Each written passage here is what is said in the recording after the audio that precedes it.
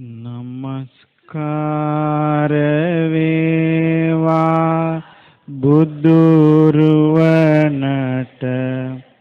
සමදා බුදු හිමි සරණ යමි. නමස්කාර වේවා ධම්රුවනට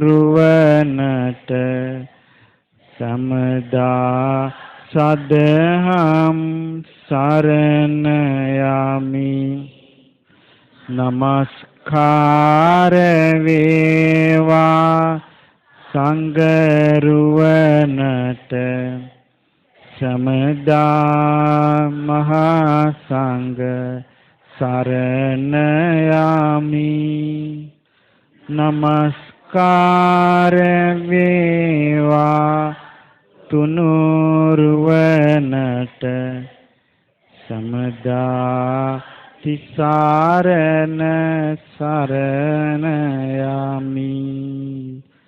සාදු සාදු සාදු. ගරුතර මහා සංඝරත්නයන් අවසරයි. පොසොන් උදාවත් සමග වූ අද වගේ දවසක අනුරාධපුර ඓතිහාසික රාජධානියේ පිහිටි මහමෙවුනාව භාවනාසපුවේ අභිනව දානශාලාව විවෘත කිරීම නිමිති කරගෙනයි අද මේ සදහම් වැඩසටහන පවත්වන්නේ. ඒ නිසා අපි පළමුවෙන්ම සිත පතමු. ඊ타ම ශ්‍රද්ධාවෙන් යුතුව මේ සුවිසල් ධර්මශාලාව හදලා ගෞතම සාසනයට පූජා කළ පින්වත් තිස්ස ජිනසේන මහතාටත් ඒ වගේම දානශාලාව හදන්න ආධාර උපකාර කළ සෑම දිනාටමත් මේ මහමෙවුනාවේ භාවනාසපී දියුණුවට කුටි හැදීමට උදව් උපකාර කළ සෑම දිනාටමත් මේ ගෞතම සාසනයේදීම උතුම් චතුරාර්ය සත්‍ය අවබෝධ කරගන්න වාසනාව ලැබේවා.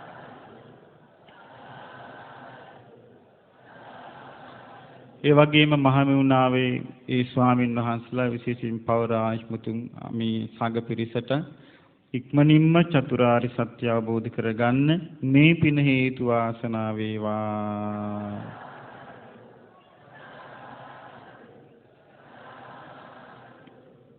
අද අපි ඉගෙන ගන්නේ දීඝනිකායේ දේශනයක්. ගෞතම බුදුරජාණන් වහන්සේ තරම් මේ ලෝකය ගැන, ජීවිත ගැන, අතීතය ගැන, අනාගතය ගැන දන්නා කෙනෙක් වෙන කොහෙවත් නැහැ.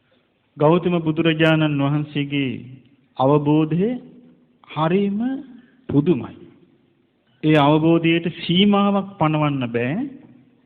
ඒ අවබෝධය මේ මෙච්චරයි කියලා.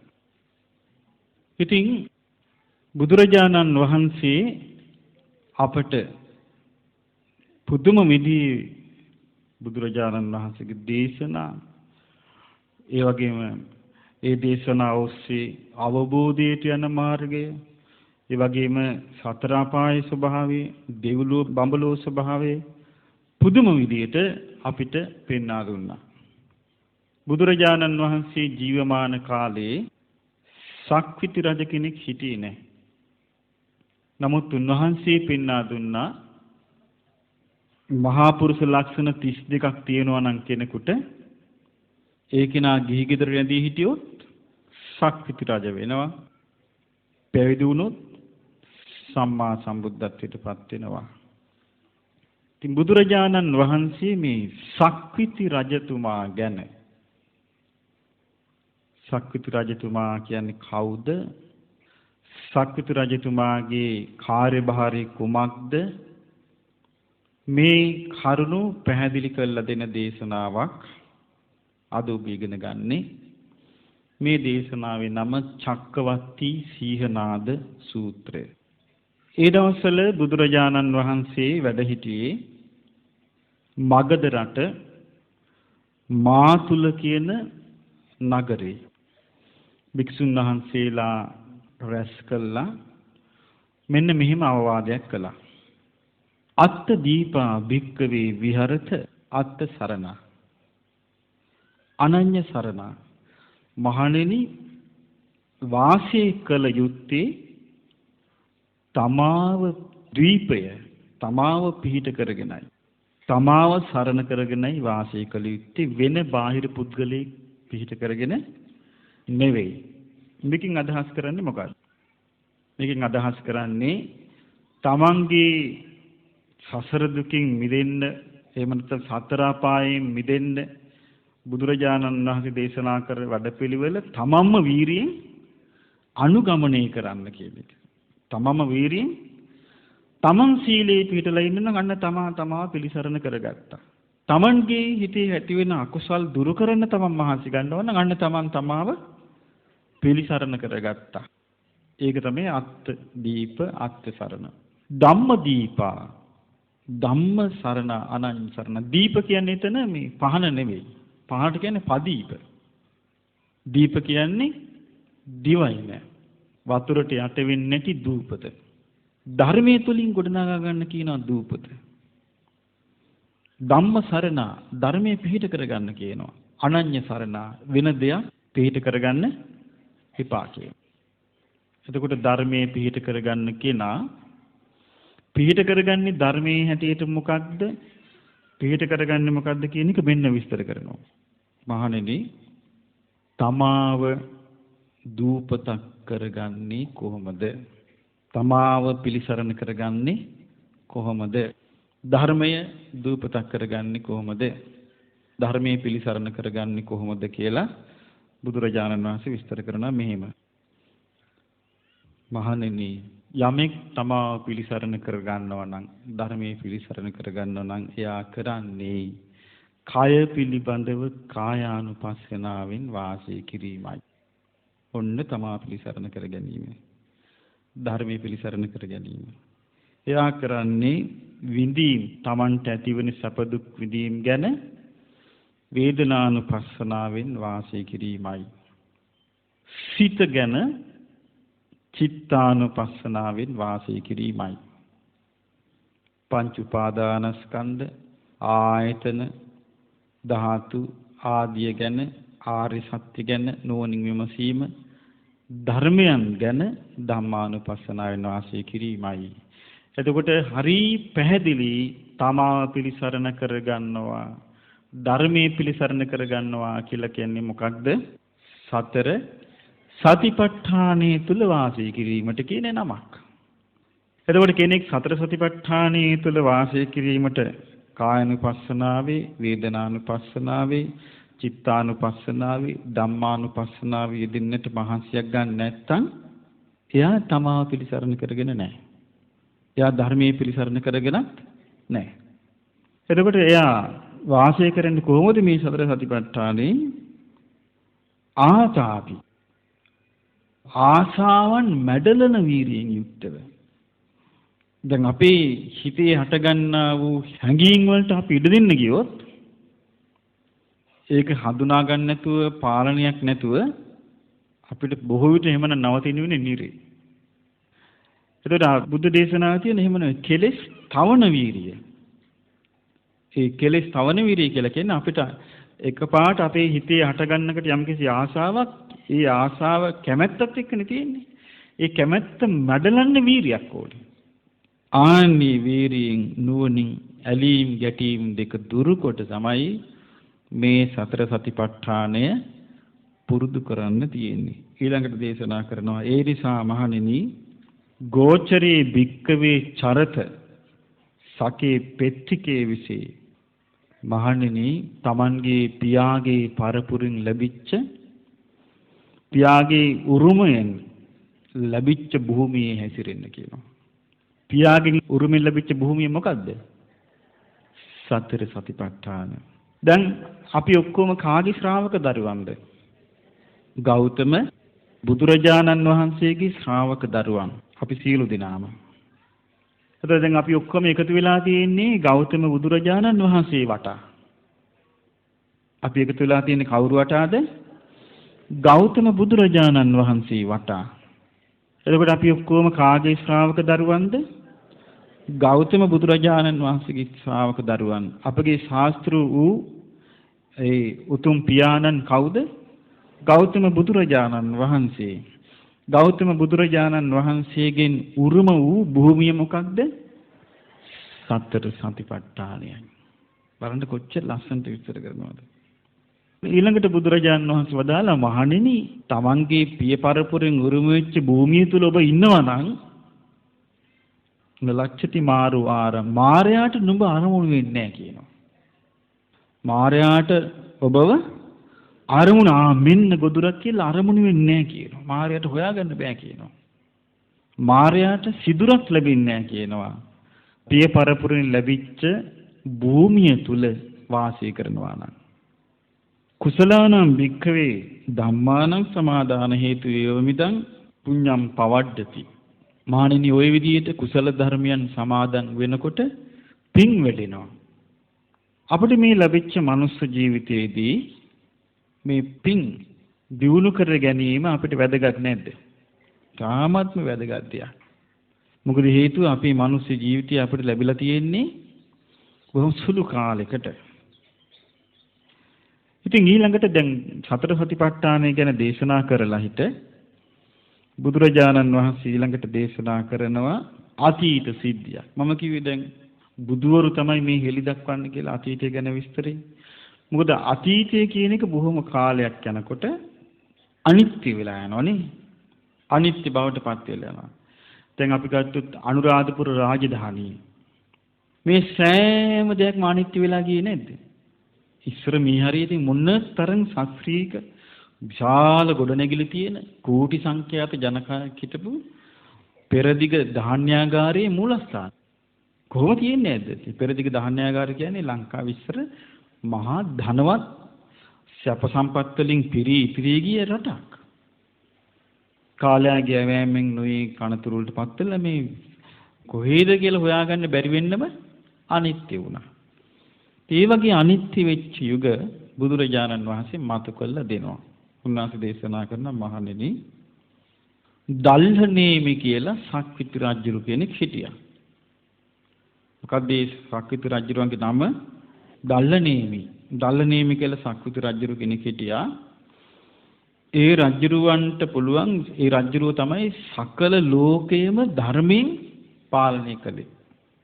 මහා පෘථිවිය ධර්මයෙන් පාලනය කළා. ඒකේ අධිපති වෙලා හිටියා. ඊළඟට ඒ සියලුම රාජ්‍ය තාන්ත්‍රික පරිසරය තුල බියසක නැතුව හිටියා. ධර්මයේ තුල සතුරු උවදුරු හටගන්නේ නැහැ.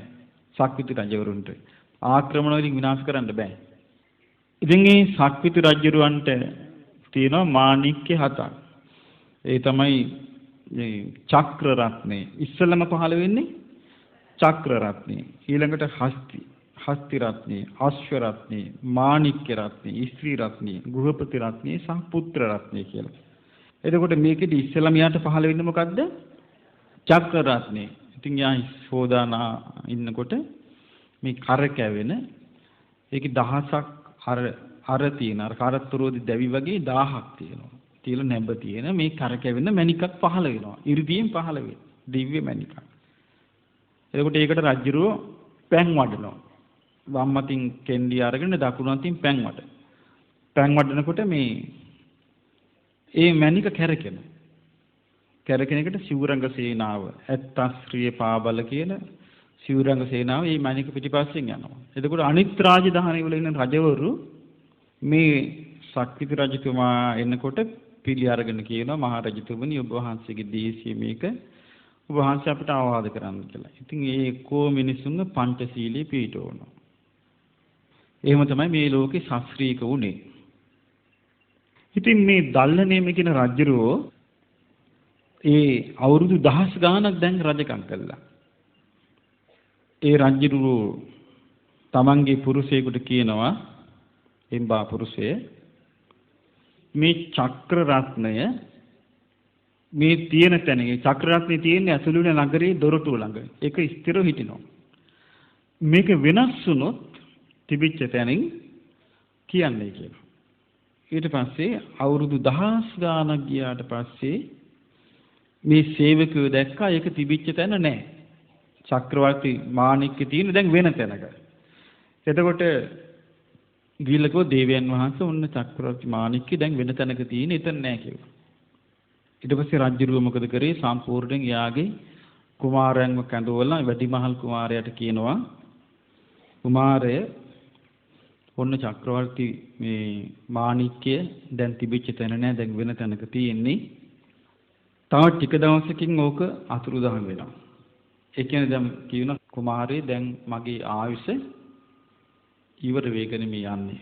ඒ නිසා දැන් මට මේ මනුස්ස ලෝකේ සැප විඳ ඇති. දැන් මං යනවා දිව්‍ය ලෝකේ සැප විඳින්න. කවුද කියන්නේ? ආර සක්විති රජුරෝ කියනවා මම දැන් දෙවියන් අතරට යනවා. ඒ නිසා මට දැන් මහාන වෙන්න ඕනේ. දැන් මේ දේශපාලනඥයෙක්නේ. දැන් කියන මම ඔක්කොම අත්හැරලා මට දැන් මහාන වෙන්න ඕනේ මම දැන් පැවිදි වෙනවා කියලා රජතුමා මොකද කළේ දරුවට මේක බාර දෙනවා.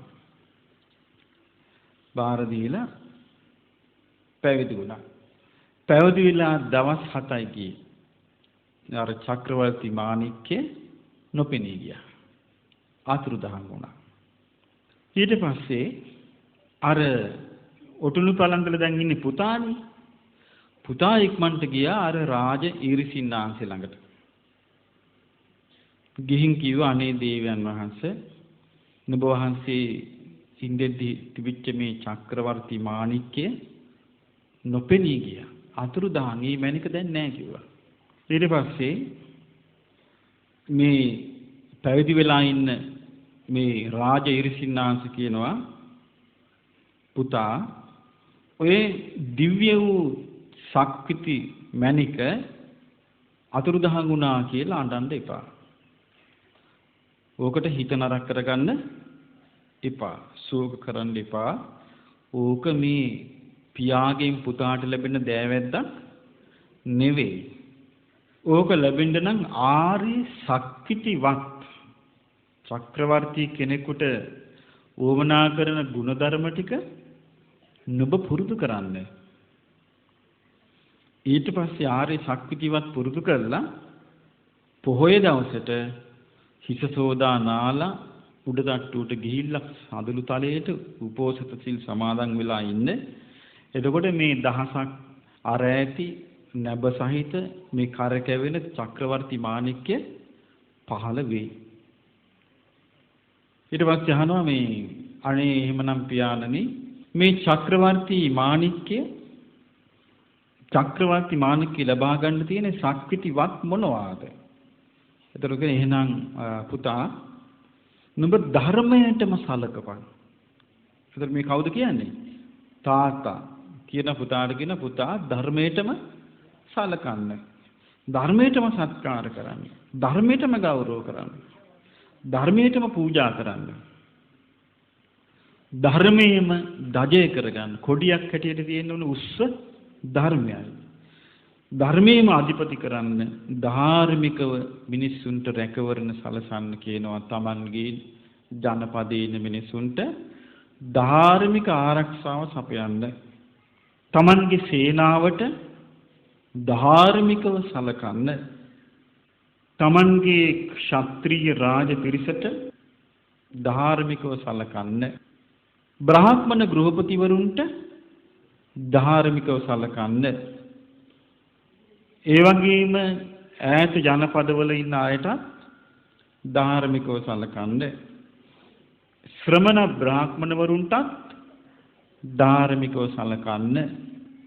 ඊළඟට සතාසිව්පාවාටත් ධාර්මිකව සලකන්න. ඊළඟට වැඩපිළිවෙලක් යොදන්න කියන පුතාට කියන පුතාගේ මේ විජිතේ තුල කිසිම අධර්ම වැඩක් සිද්ධ වෙන්න දෙන්න එපා. ඊළඟට තව එකක් කියනවා මේ විජිතේ ඉන්න පුළුවනි සල්ලි නැති අය, ධනය නැති අය. ආනේ අයට ධනය, සල්ලි නැති අයට සල්ලි ලැබෙන්න සලස්වන්න. ඊළඟට කියනවා මේ විජිතේ ඉන්නවා, ඔබේ විජිතේ ඉන්නවා ශ්‍රමණ බ්‍රාහ්මණවරු ඉන්නවා. වීරිය කරන. ධර්මය අවබෝධ කිරීමට වීරිය කරන. ඉවසන. ඊළඟට ගුණධර්ම දියුණු කරන. ආන්නේ ශ්‍රමණයන් වහන්සේලා ඉන්නවා සිත දමනය කරන, සිත සංසිඳවන, පිරිනිවීමට මහන්සි වෙන ශ්‍රමණ බ්‍රාහ්මණවරු ඉන්නවා. අන්න උන්වහන්සේලා හොයාගෙන යන්න. ගිහිල්ලා අහන්න කිම් බන්ති කුසලං ස්වාමීනි කුසල් කියන්නේ මොනවාද? කිං අකුසලං අකුසල් කියන්නේ මොනවාද? කිං සාවජ්ජං වැරදි සහිතයි කියන්නේ මොනවාද? කිං අනවජ්ජං වැරදි නැtei කියන්නේ මොනවාද? මොකද්ද සේවනය කළ යුත්තේ? මොකක්ද සේවනය නොකළ යුත්තේ? මොකද්ද කළ යුත්තේ? මොකද්ද නොකළ යුත්තේ කියලා හැම එකක්ම අහන්න කිව්වා. අහලා කරන්න කිව්වා. දැන් මේ කාටද මේ අවවාද කළේ? චක්‍රවර්ති රජෙක් වෙලා හිටපු තාත්තා මහාන වෙලා හිට දැන් කාටද කියන්නේ? පුතාට කියනවා මේ ශක්විති රජ කෙනෙක් බවට පත් වෙන්න සුදුසුකම්. මොනවාද මේ සුදුසුකම් කිව්වේ? ධර්මයට ගරු සම්මාන දැක්වීම. ඊළඟට තමන්ගේ රටවැසියන්ව ධාර්මිකව සැලකීම. බලසේනාවට ධාර්මිකව සැලකීම. ක්ෂත්‍රීය වංශිකයන්ට ධාර්මිකව සැලකීම. බ්‍රාහ්මණ ගෘහපතිවරුන්ට ධාර්මිකව සැලකීම. ඈත නියම්ගම් ජනපද වාසීන්ට ධාර්මිකව සැලකීම. ශ්‍රමණ බ්‍රාහ්මණින් වහන්සේලාට ධාර්මිකව සැලකීම.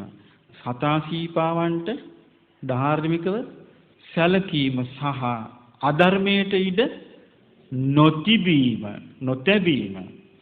ඊළඟ එක සල්ලි නැති අයට තම තමන්ගේ ජීවන මාර්ග දියුණු කරගන්න ධනය ලබා දීම. එතනින් නවතින්නේ නැහැ. ඊළඟ එක මොකද්ද? ධර්මයේ හැසිරෙන ශ්‍රමණ බ්‍රාහ්මණින් වහන්සේලා ඉන්නවා. උන්වහන්සේලා කරා ගිහින් කුසල් අකුසල් හොඳ නරක හරි වැරැද්ද කළ යුතුදී නොකළ යුතුදී අසා දැන ගැනීම කියන පුතේ ඔන්න ওই ටිකට තමයි ආර්ය සක්විති වත් කියලා කියන්නේ. මේ පුතා මොකද කළේ? දැන් පුතානේ රජතුමා. පුතා මේක අහගෙන ගිහිල්ලා ඕන්න දැන් මෙයා මේ ඔක්කොම පුරුදු කරන්න පටන් ගත්තා. ධර්මයට ගරු කළා, ධර්මිකව සැලකුවා, අධර්මයට ඉඩ දුන්නේ නැහැ. ඊළඟට මේ සල්ලි නැති අයට සල්ලි දුන්නා, ධනෙ නැති අයට ධනෙ දුන්නා, කුඹුරු නැති අයට කුඹුරු දුන්නා, හරක බාන නැති අයට හරක බාන දුන්නා. ඒකට මේ විදිහට මිනිස්සු ධනවත් වුණා. ඊට පස්සේ හොඳ නරක ගැන කතා කරන්න පටන් ගත්තා. ඊට පස්සේ මිනිස්සු නරක අයින් කළා, හොඳ දියුණු කළා. ඔන්න දැන් මෙයාට හිතුණා දැන් ආර්ය ශක්තිවත් දැන් මං පුරුදු කරලා තියෙනවා. ඊට පස්සේ මොකද කළේ? දවසක් මේ කල්පනා කරලා දැන් තාත්තා කිව්වනේ මේ එහෙම පුරුදු කළා හිට මොකද කරන්න කිව්වේ? පොයේ දවසට වතුර නාලා සුදු පිරුවට ඇඳගෙන උඩ තට්ටුවට නැගලා සඳලු තලයේ ඉඳගෙන උපෝසතේ සමාදන් වෙලා ඉන්න කිව්වා. දැන් මෙයා හිටියා. ඉන්නකොට මොකද වුනේ? චක්‍රවර්ති මාණික්කේ පහළ වුණා. එතකොට දැන් තාත්තටත් ලැබුණා, පුතාටත් ලැබුණා. පුතාටත් අර විදියටම ඒ ශක්විති මාණික්කෙම පහළ වුණා.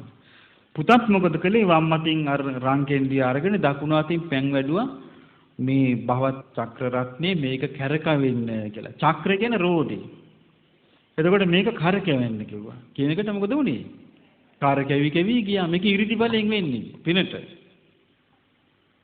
ඉතින් අර පිරිස මොකද කළේ? චතුරංගනී සේනාව. ඒ කිව්වේ ඇත්ත ශ්‍රියේ පාබල කියන චතුරංගනී සේනාව පිටිපස්සෙන් යනවා. දැන් ගිහිල්ලා හැමතැනම දැන් මෙයාට යටත් වුණා. මෙන්න මෙයා කියන කරුණු ටික. පාණෝ න හන්තබ්බෝ මනුෂ්‍ය ඝාතන කරන්න එපා. සත්ව ඝාතන කරන්න එපා. ඊට පළවෙනි එක මොකද්ද? මනුෂ්‍ය ඝාතන නොකිරීම. ඝාතන කරන්න එපා. අදින්නම් නාදාකබ්බා. තමන්ට දීපු නැති කිසිවක් අනුන් සතු දේවල් නොදුන්න කිසි දෙයක් සොර සිතින් ගන්න එපා. කාමේසු මිච්ඡා නචරිතබ්බං. වැරදි කාම සේවනයේ යෙදෙන්න එපා. මුසා නභාසිතබ්බා. බොරු කියන්න එපා. මජ්ජං නපාතබ්බං. මද්ය පානය කරන්න එපා. යතා බුත්තං ච බුන්දචාස. ඕගොල්ලෝ කාලා බීලා ජීවත් වෙන විදියට ඉන්න කියලා තමයි මේ ශක්විති රජුරු කරන අනුශාසනාව. ඒතර ශක්විති රජුරුන්ගේ අනුශාසනාව තුළ මොකද්ද තියෙන්නේ? පංචශීලය. පංචශීලයේ තියෙන්නේ. අද තියෙන පරිහානිය මොකද්ද අපිට තියෙන්නේ? පංචශීලයේ කවුරුත් දන්නවනේ. නමුත් මේ පංචශීලයේ ආරක්ෂා කිරීමට කාටත් ආසාව තියෙනවනේ. නමුත් නැත්නම් මොකද්ද? වීරිය නැහැ. වීරිය නැහැ. ඒ නිසා අකුසල් වෙනකොට ඒ අකුසල් පස්සිය යන ඒ අකුසල් වලට යට වෙනවා. ඒ නිසා වීරිය නැහැ. වීරිය තියෙනවා නම් සිහිය තියෙනවා නම් අකුසල් දැනගන්නව අඳුනගන්න. මේකට තමයි පරිහානිය කියන්නේ. දැන් මේ අපි ඉන්නේ කොයිතරම් පරිහානිය මට්ටමකද කියලා ඔබට මේ සූත්‍රයෙන් හොඳට තේරුම් ගන්න පුළුවන්. ඉස්සරහටත් අපේ අනාගතේ මේක තියෙනවා. ඉතින් රාජ්‍යරුව මොකද කළේ? අට දිසාවෙම ওই විදිහට කිව්වා. කියලා දැන් ඔන්න සතුන් මැරීමෙන් මිනිස්සුන්ව වළක්කලා, ඊළඟට සොරකමින් වළක්කලා, වැරදි කාම සේවනයෙන් වළක්කලා, බොරු කීමෙන් වළක්කලා, දැන් કોઈ අරක්කු කසිප බින්දුවක්වත් හොයාගන්න නැහැ. ඒතර මිනිස්සු හොඳ ලස්සනට ජීවත් වෙනවා. ඊට පස්සේ මොකද වුනේ? මේ රාජ්‍යරුව දැන් අවුරුදු දහස් ගාණක් මේක කරගෙන ගියා. ගිහිල්ලා ඊට පස්සේ මේ වගේ ශක්විති රජ පරම්පරාවල් 7ක් එක දිගට ආවා. තාත්තගෙන් පුතා ඉගෙන ගත්ත මේක, ඒ පුතාගෙන් අනිත් පුතා ඉගෙන ගත්තා, ඒ පුතාගෙන් අනිත් පුතා ඉගෙන ගත්තා. ඒ විදිහට ශක්විති රජ පරම්පරාව කීයක් ආවද? 7ක් ආවා. ඊට පස්සේ 7 වෙනි ශක්විති රජුරුත් අර පරණ විදිහටම කිව්වා. අවුරුදු දහස් ගාණක් ගියාට පස්සේ සේවකයන්ට කිව්වා යම් දවසක මේ චක්‍රවර්ති මාණික්කේ තිබිච්ච තැනින් වෙනස් වුණා නම් කියන්න කියලා. ඉතින් ඔන්න අවුරුදු දහස් ගාණක් ගියාට පස්සේ කිව්වා දිව්‍යන් වහන්සේ අර චක්‍රවර්ති මාණික්කේ දැන් එතන නෑ, අන්න වෙන තැනක තියෙනවා කියලා. දරුවෝ ඔක්කොම කැඳවලා වැඩිමහල් පුතාට කිව්වා පුතා දැන් ඉතින් මේ මනුස්ස ලෝකේ මම හිටියේ ඇති. දැන් මගේ ආයුෂ ඉවර වෙගෙන මේ ඉන්නේ. මම දැන් ඉතින් දෙවියන් අතරට යනවා. ඒතර ශක්තිති රජ කෙනෙක් අනිවාර්යයෙන්ම මිය ගිය ගමන් කොහෙද උපදින්නේ? දිව්‍ය ලෝකේ. මම දැන් දෙවියන් අතරට යන්න ඕනේ. ඒ නිසා මට මේ ඔක්කොම මං අතාරිනවා කියලා අතෑරලා ගිහින් පැවිදි වුණා. මහාන වෙලා දැන් ඉතින් ඉන්නකොට ඔන්න ආරංචි වුණා. හරියටම දවස් 7යි ගියේ අර ශක්තිති මණික අතුරුදහන් වුණා. අතුරුදහන් වුණාට පස්සේ මොකද වුනේ? අර පුතාට දැන් හරි දුකයි. අඬන්න ගත්තා. ඊට පස්සේ පුතා මොකද කළේ? අතුරුදහන් වුණාට පස්සේ අනිත් දරුවෝ මොකද කළේ? ගිහිල්ලා අර රාජ ඉරිසිනාසේ හම්බෙලා අහනවනේ. අනේ මේ මෙහෙමයි පියාණන් වහන්සේ, මේ දේවයන් වහන්සේ මේක අතුරුදහන් වුණා. දැන් මම මොකද කරන්න කියලා මෙයා ඇහුවේ නැහැ. මෙයාගේ පාඩුවේ මෙයා හරි ලස්සන මෙයාගේ හිතුමනාවට සෝ සමතේනේව සුදං ජනපදං පසාසති. මෙයා සොකීය මතින් තමන්ට හිතෙන විදිහට පාලනය කරන්න ගියා. ශක්තිති රජුරෝ එහෙම නැහැනේ, තමන්ට හිතෙන විදිහ කරන්න යන්නේ නැහැ. ශ්‍රමණ බ්‍රාහ්මණයන්ගෙන් අහනවා කුසල් අකුසල් හරි වැරද්දක් හොඳ නරක ඔක්කොම අහලා තමයි කරන්නේ. දැන් මේ තමන්ට හිතෙන දේ කරන්න පටන් ගත්තා. තමන්ට හිතෙන දේ කරන්න පටන් ගත්තාම අර කලින් වගේ ශාස්ත්‍රීය වෙන්නේ නැහැ. දියුණු වෙන්නේ නැහැ. අර්බුද හටගන්න. කලින් මොකද වුනේ? ධර්මයටනේ ගරු කළේ. ධර්මයට ගරු කරේ, ප්‍රතිපත්තියකට ගෞරව කළේ, වැඩපිළිවෙලකට ගෞරව කළේ. ඒක නැති වෙලා පුද්ගලික මතයක් ආවා. තමන්ට හිතෙන විදිහට තමන් කරගෙන යනවා කියලා. ඊට පස්සේ මොකද වුනේ? ඇමතිවරු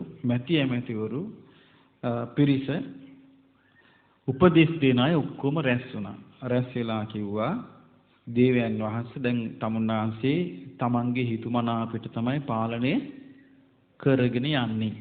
තමුන්නේ හිතුමනාපිට මේ පාලනය කරගෙන යෑමෙන් තමයි මේ ජනපදවල මේ අවුල් හටගන්න පටන් අරන් තියෙන්නේ. ඒ නිසා ශක්තිවත් ඇති කරගන්න ඕනේ. කො දේවයන් වහන්සේ දැන් තාත්තත් මැරුණා. රාජරිසිනාසෙත් මැරිලා. කිව්වා දේවයන් වහන්සේ ශක්තිවත් අපි දන්නවා අපෙන් අහන්න කියලා කිව්වා. ඊට රජුරෝ කියනවා එහෙනම් ඔහෙලා කියන බලන ශක්තිවත් කියලා කිව්වට පස්සේ ශක්තිවත් ඇහුවා. ඇහුවට පස්සේ කිව්වා අර විදිහටම කිව්වා ධර්මයට සලකන්න, ධර්මයට ගරු කරන්න, ඊළඟට ධාර්මික රැකවරණ යොදන්න, තමන්ගේ රටවැසියන්ට ධාර්මික රැකවරණ යොදන්න, ඊළඟට කිව්වා ක්ෂත්‍රිය වරුන්ට ධාර්මික රැකවරණ යොදන්න, බ්‍රාහ්මණ ගෘහපතිවරුන්ට ධාර්මික රැකවරණ යොදන්න, ඊළඟට නිගම් ජනපද වාසීන්ට ධාර්මික රැකවරණ යොදන්න, ශ්‍රමණ බ්‍රාහ්මණයින්ට ධාර්මික ආරක්ෂාව සපයන්න, ඊළඟට කිව්වා සතාශීපාවට කුරුල්ලන්ට ධාර්මික ආරක්ෂාව යොදන්න, අධර්මයට ඉඩ දෙන්න එපා, ධර්මයේ පුරුදු කරන්න, ධනෙ නැති අයට ධනෙ දෙන්න, ශ්‍රමණයන් වහන්සේලා ගාවට ගිහිල්ලා ධර්මය ඉගෙන ගන්න කියලා කිව්වා. මෙයා මොකද කළේ? කොටසක් කළා. ධාර්මික රැකවරණ යෙදුවා. ධනෙ නැති අයට ධනෙ දුන්නේ නැහැ. ධනෙ නැති අයට ධනෙ දුන්නේ නැහැ. ධනෙ නැති අයට ධනය නුදුන්නාම දිලිදුකම වැඩි වුණා. දිලිදුකම වැඩි වුණා. දිලිදුකම වැඩි වුණාම මොකද කළේ? මිනිස්සුෙකුට ජීවත් වෙන විදියක් නැතිකමටම ඒ මිනිසයා අනුන් සතු දෙයක්, තමන්ට නුදුන් දෙයක් හොරෙන් ගත්තා. එතකොට ඉස්සෙල්ලාම ඇතිලා තියෙන්නේ ප්‍රාණඝාතය නෙමෙයි. ඉස්සෙල්ලාම ඇති වෙලා තියෙන්නේ සොරකම. අනුන් නුදුන් දෙයක් හොරෙන් ගත්තා. ගත්ත ගම මිනිසුන්ට හරි පුදුමයි මේක. මොකද්ද මේ? තමා සතු නොවන දෙයක් අන් කෙනෙක් පැහැර ගැනීම. ඒ මිනිස්සු මොකද කළේ? මියාව ඇල්ලුවා. අල්ලගෙන ගිහලා රජුරවන්ට පෙන්නුම් කළා. රාජපුරුෂිත් එක්ක රජතුමනි මෙන්න මෙයා නොදුන් දෙය අනුන් සතු දෙය හොරකම් කළා. එතකොට රජුරු ඇහුවා හැබැයිද උඹ මේ අනුන් සතු දෙයක් හොරාට ගත්තද කියලා. එහෙමයි දෙවියන් වහන්සේ කිව්වා. එතකොට ඊකල බොරු කියන්නේත් නැහැ. එහෙමයි දෙවියන් වහන්සේ. ඒ මොකෝ උඹ ගත්තේ මේක හොරකම් කොල්ලේයි කියලා ඇහුවා. ඊට පස්සේ කිව්වා මේ අනේ දෙවියන් වහන්සේ මං හොරකම් කළේ මට ජීවත් වෙන්න විදිහක් නැතිකමටයි. එහෙනම් ඔබට මං සල්ලි දෙන්නම් කියලා මොකද කළේ? රජුරුව අර හොරාට ජීවත් වෙන්න සල්ලි දුන්නා. දැන් හොරා බොහෝම සතුටින් ගියා. ඉතින් රජුරු සල්ලි දීලා කිව්වා දැන් ඊට පස්සේ හොරකම් කරන්න එපා. දිමාපියන්ට සලකපන්, අමුදරුවන්ට සලකපන්, මේ බිස්නස් එකකට යොදවපන්. දැන් ඉතින් ඔදින් හිටපන් කියලා. දැන් ගියා. ඊට පස්සේ තවත් මිනිහෙක් හොරකම් කළා. ආයෙමත් වෙන මිනිහෙකුත් අර විදියට සොරකම් කළාම සොරාව අල්ලගෙන රජුරු ඉස්සරහට ගෙන ආවා. රජුරු ඉස්සරහට ගෙන ආවා දේවයන් වහන්සේ මේ පුද්ගලයා සොරකම් කළා. නුදුන් දී ගත්තා. මේක හොරෙක් කිව්වා. හැබැයිද කියලා කිව්වා. නුඹ මේ හොරකම් කළා කියන්නේ හැබැයිද කියලා. අනේ ස්වාමීනි ඒක හැබැයි කිව්වා. මම හොරකම් කළා කිව්වා. ඇයි හොරකම් කළේ කියලා ඇහුවා. ස්වාමීනි මට ජීවත් වෙන්න විදියක් නෑ කිව්වා. ඉතින් භාණ්ඩාගාරට අනකලා රජුරුව මේකට සල්ලි දෙන්න කිව්වා. අඬ ගහලා කිව්වා මෙහෙමයි ඊට පස්සේ නුඹ හොරකම් කරන්න එපා. මේ සල්ලි වලින් දිමාපියන්ට සලකපන්, නෑදෑ හිත මිත්‍රයන්ට සලකපන්, තමන්ගේ ව්‍යාපාර පටන් ගනි කියලා කිව්වා. කිව්වට පස්සේ මිනිස්සු කතා වුණා හරි ෂෝක් වෙලා මේක. මොකන්ද? හොරකම් කිරිල්ල. එතකොට දුප්පත් මිනිස්සු, දිනුදු මිනිස්සු ටික කතා වුණා රජුරු දැන් හොරකම් කරන අයට සල්ලි දෙනවා. හරි අපූර්ව වැඩක්. ඒ නිසා අපි දැන් කරන්න තියෙන වැඩේ තමයි සොරකම. කියලා මිනිස්සු කතා වෙලා මොකද කළේ? එතකොට අපිට සල්ලි දෙවි කියලා මිනිස්සු කණ්ඩායම් හැදලා සොරකම් කළා. සොරකම් කළාම අල්ලුවා පුරුෂයෙක්. අල්ලා එක්කන් ගියා. එක්කන් ගියාට පස්සේ අහුව හැබැයිද නුඹ මේ හොරකම් කළා කියලා. අනේ ස්වාමීනි ඒක හැබෑව කිව්වා. ඇයි සොරකම් කළේ? අනේ දේවයන් වහන්සේ මට ජීවත් වෙන්න විදිහක් නෑ. රාජ්‍යරුව කල්පනා කළා මේ වැඩේ හරියන්නේ නෑ. මේ හොරකම් කරන ගානේ හොරුන්ට සල්ලි දෙන්න ගිහිල්ලා මේක හරියන්නේ නෑ. මේක මරලා දාන්න ඕනේ. ඒ රාජ්‍යරුව මොකද කළේ? කිව්වා මේ වැඩේ හරියන්නේ නෑ. දැන් දෙන්නේ නෑ නුඹලට ධනෙ. දැම්ම හොරකම මම ඉවර කළා දානවා. හොරකම ඉවර කළා දානවා. ඒකට කරන්න තියෙන්නේ මේ හොරකම් කරන එයා අල්ලලා මාරලා දාන්න එක කියලා රාජ්‍යරුව නියෝගයක් කියලා මේක ආරම්භ ඵලයන් ගිහිල්ලා ආත් දෙක පිටිපස්සට වැඳපම් අඬ බෙර ගහ හැම තැනම ඇවිද්දෝලා අර දකුණු දොරටුවෙන් එළියට ගෙනිලා මරාපන් කිව්වා. ඔන්න ඉස්සල්ලාම ඇති වුණා හොරකම, ඊළඟට ඇති වුණා ප්‍රාණඝාතය. ඒතර ප්‍රාණඝාතය කියන එක හොඳට තේරෙන තැනක් ඒක. ඊට පස්සේ මොකද කළේ? අරගෙන ගෙනහිල්ලා අඬබෙර ගහ අරගෙන ගිහිල්ලා දකුණු දොරටුවෙන් එළියට අරන් ගිහලා මේ හොරාව ඝාතනය කළා. ඊට පස්සේ මිනිස්සුන්ට ආරංචි වුණා අන්න රජුරුන්ට හොරෙක් ආවුණා. ඒ හොරාට සල්ලි දුන්නේ නැහැ. ඒ හොරාට සල්ලි දුන්නේ නැහැ. රජුරුව මොකද කළේ? ඒ හොරාව මැරෙව්වා. ඊට පස්සේ කල්පනා කළා හොරු ටිකට කේන්ති ගියා. හොරු කල්පනා කළා දැන් අපිට සල්ලි දෙන්නෙත් නැහැ. අපිට දැන් හොරකම් කර කර ඉන්න වෙලා තියෙන්නේ. එහෙනම් අපිට කරන්න තියෙන අපිත් මරනවා. කියලා මොකද කළේ? ආයුධ ලෑස්ති කරන්න පටන් ගත්තා. පටන් අරගෙන සම්පූර්ණ ආයුධ ලෑස්ති කරගෙන ඔන්න ගම් නියංගම් විනාශ කරන්න පටන් ගත්තා. පාරේ යන බංකොල්ල කන්න පටන් ගත්තා. ඔන්න මොකද කළේ? ඉස්සෙල්ලම ඇති උනේ මොකද්ද? දිලිදුකම. ඉස්සෙල්ලම ඇති උනේ මොකද්ද? දිලිදුකම. දිලිදු එක්කිනාට ධනෙ නැතුව ගියා. ඒක තමයි ඉස්සෙල්ලම ඇති වෙච්ච ප්‍රශ්නේ. දිලිදු එක්කිනාට ධනෙ නැතිවීම නිසා එයා පෙළඹුණා සොරකම් කරන්න. ඒක තමයි දෙවෙනි ප්‍රශ්නේ. සොරකම් කිරීම තුළ විසඳුම හොයාගන්න බැරි වෙච්ච නිසා රජුරෝ තේරුම් ගත්තේ මේ සොරකම නැති කරන්න දිලින්දන් ධනවත් කරන්න ඕනේ කියලා නෙමෙයි. රජුරු හිතුවේ මොකද්ද? සොරා මරන්න ඕනේ කියලා හිතුවා. අන්න බලන්න තමන්ගේ මතයෙන් පාලනය කරන්න ගිහලා වෙනදී. ඉස්සලා සොරාට සල්ලි දුන්නා. ඒක දැන් බේරලා ඉවර කරන්න බෑ. මොකද සොරාටනේ සල්ලි දෙන්නේ. දිලින්දාට නෙමෙයිනේ. එතකොට මොකද වුනේ? සොරා දිගට හරහාට හොරකම් කරන්න පටන් ගත්තා. ඊට පස්සේ රජුරු කල්පනා කළා මේ සොරමුල් සමූල ඝාතනය කරන්න ඕනේ කියලා පටන් ගත්තා. එතකොට මොකද වුනේ? ප්‍රාණඝාතය ඇති වුණා. ප්‍රාණඝාතය ඇති වුණාම මොකද වුනේ? දැන් ඔන්න පටන් ගත්තා දිනුදු කම්නේ සොරකම පටන් ගත්තා. ප්‍රාණඝාතය ඇති වුණා. අකුසල් දෙකයි. අකුසල් කීයක්ද? ඒ කාලේ මිනිසුන්ගේ වයස අවුරුදු 80000යි. දල්ලනේමි රජුරුවන්ගෙන් ඇතිවෙච්ච ශක්විති පරම්පරාව කාලේ මිනිසුන්ගේ වයස අවුරුදු 80000යි. සොරකම් කිරීමයි ප්‍රාණඝාතයයි කියන අකුසල් දෙක නිසා අඩක් ආයුෂ පිරිහුණා. මිනිසුන්ගේ රූප ලක්ෂණේ පිරිහුණා. වර්ණේ පිරිහුණා. ආයුෂ පිරිහුණා. එතකොට අර අවුරුදු 80000 ආයුෂ තියෙන දෙමව්පියන්ගේ දරුවෝ ඉපදුනා. ඒ දරුවන්ට ආයුෂ අවුරුදු 40000යි. නායස අඩක් අඩු වුණා. ඊට පස්සේ මොකද වුනේ? ආයි හොරු අල්ලගත්තා. අල්ලගත්තට පස්සේ දැන් හොරු දන්නවා දැන් මරනවා. රජුට ඇහුවා හැබැයිද නුඹ හොරකම් කළාද? නුඹ මේ අනුසතු දේවල් ගත්තද? හොරා කිව්වා අනේ නෑ දේවයන් වහන්සේ කිව්වා. ඒ මොකද කිව්වේ? බොරු කිව්වා. ඇයි දැන් ඇත්ත කිව්වා නම් මරනවනේ? අනේ නෑ දේවයන් වහන්සේ මං දන්නේවත් නෑ කිව්වා. ඊට පස්සේ ඔන්න දැන බොරු කීම පහළ වුණා. මහණෙනි මේ විදියට නිර්ධනයින්ට ධනෙ නැති වී යනකොට දිලිදුකම වැඩි දියුණු වෙනවා. දිලිඳු බව වඩා වර්ධනය වුණාම සොරකම ඇති වෙනවා. සොරකම වැඩි වුණාම ප්‍රාණඝාතය වැඩි වෙනවා. ප්‍රාණඝාතය වැඩි වුණාම බොරු කීම වැඩි වෙනවා. ආයුෂ තව පිරෙන්න පටන් ගත්තා.